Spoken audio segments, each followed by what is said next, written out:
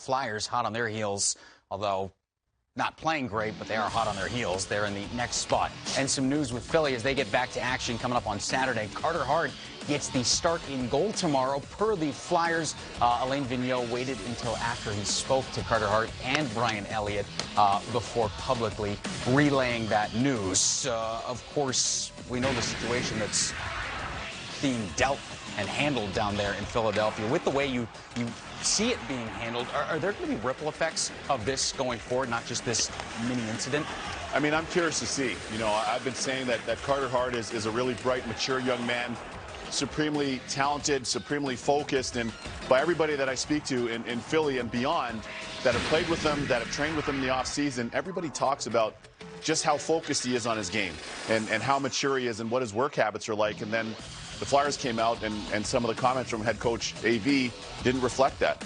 And quite frankly, I don't think that those are necessarily accurate. And I think the big challenge now that I'll be looking for is his body language, and also in the event that he does get scored upon, how is he able to bounce back, and how is he able to shake that off and kind of insulate himself mentally from some of the comments that were public. And some of these things, and I can tell you this, I've been through this before, some of these things tend to be very damaging.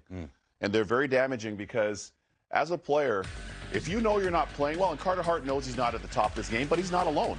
And everybody says, like, he never hangs out any of his teammates to dry.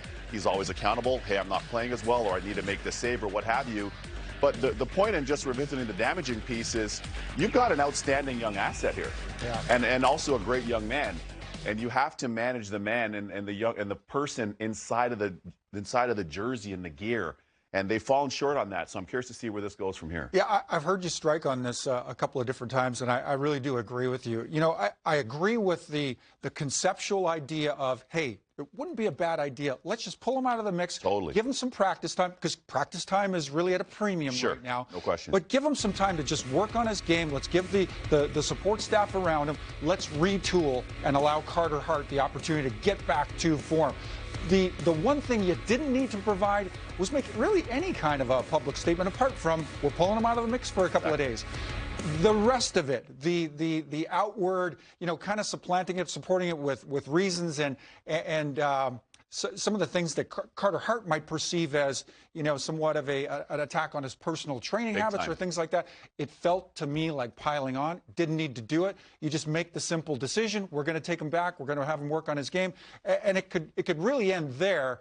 I think AV and perhaps you know, broader circumstances within the organization said more than needed to be said. No question. Listen, before coming here today, I was listening to Toto Wolff, the great principal of Mercedes-AMG Formula One, that have just won 7 straight championships with the great Lewis Hamilton at the wheel, who will go down as the best driver of all time. 7 Formula One, 7 straight.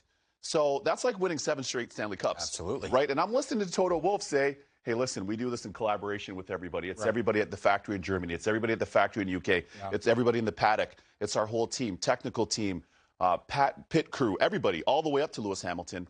And it's a collaboration, and that's the thing. When things don't go well, it can't be, okay, the guys don't go well, he's not going well, they're not going well. You win as a team, you lose as a team, and that doesn't only limit itself to the players. That goes to the coaching staff, that goes to the managerial staff, and everybody involved. That old kind of antiquated model has to go. There's no place for that nowadays. Now you got to be very contemporary in how you manage your group. It's important. Right. Carter Hart back in the pipes tomorrow. We'll see if they have the F1 approach. They can hit the pedal on the right this time, the gas, and shoot up the standing.